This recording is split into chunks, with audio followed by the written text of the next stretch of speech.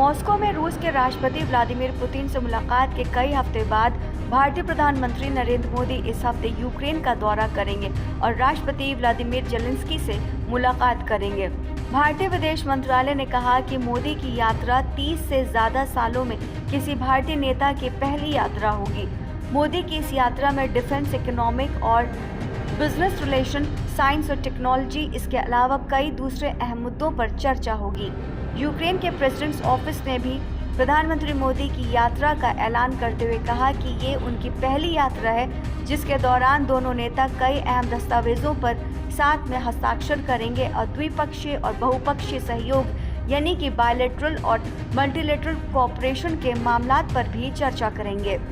मोदी की यूक्रेन यात्रा जुलाई में उनकी 2 दिवसीय मॉस्को यात्रा की आलोचना करने के 1 महीने बाद हो रही है, जब उन्होंने पुतिन से मुलाकात की थी, जब रूसी मिसाइलों ने पूरे यूक्रेन में हमला किया था जिसमें कई लोगों ने अपनी जानें गंवाई थी। जेलेंस्की ने बैठक को एक बड़ी निराशा और शांति प्रयासों के लिए झटका बताया था, जब दुनिया के सबसे बड़े लोकतंत्र के नेता यानी प्रधानमंत्री नरेंद्र मोदी ऐसे दिन मॉस्को में दुनिया के सबसे खूनी अपराधी को गले लगा रहे थे। उन्होंने मुलाकात के दौरान पुतिन को गले लगाने के लिए भी मोदी से नाराजगी जताई थी। मोदी ने अपनी यात्रा के दौरान सीधे तौर पर हमलों को संबोधित नहीं किया था, लेकिन पुतिन के साथ अपनी मुलाकात के बारे में बोलते हुए लोगों के बहते हुए खून का जिक्र जरूर किया था। उन्होंने अपने संबोधन में कहा था कि चाहे युद्ध हो, संघर्ष हो या आतंकवादी हमला, मानवता में यकीन रखने वाला हर व्यक्ति जब जान का नुकसान होता है तब उसे दुख होता है।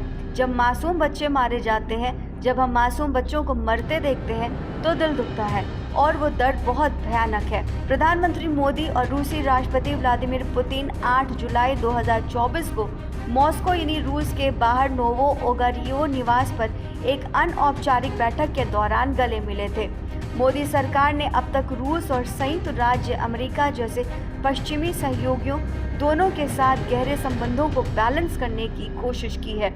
भारत दुनिया में रूसी हथियारों का सबसे बड़ा खरीदार है और उसने सस्ते रूसी तेल का फायदा उठाने की कोशिश की है, क्योंकि अमेरिका और यूरोपीय देश रूसी एनर्जी फील्ड की ग्लोबल मार्केट तक पहुंच को सीमित करना चाहते हैं। अमेरिका, जो एशिया में चीन के प्रभाव का मुकाबला करने के अपनी कोशिशों को अहम भागीदार के रूप में देखता है, उसने रूस के साथ अपने रिश्ते की मोदी की इच्छा को काफी हद तक स्वीकार कर लिया है। राजनीतिक विशेषज्ञों का मानना है कि यूक्रेन में शांति केवल बातचीत से ही हासिल की जा सकती है। प्रधानमंत्री नरेंद्र मोदी और राष्ट्रपति व्लादिमीर जेलेंस्की की मुलाकात के बाद ही ये अंदाज़ा लगाया जा सकेगा कि दोनों के रिश्तों में कितनी गर्माहट आ सकती है और इससे दोनों देशों को कितना फायदा पहुंच सकता है।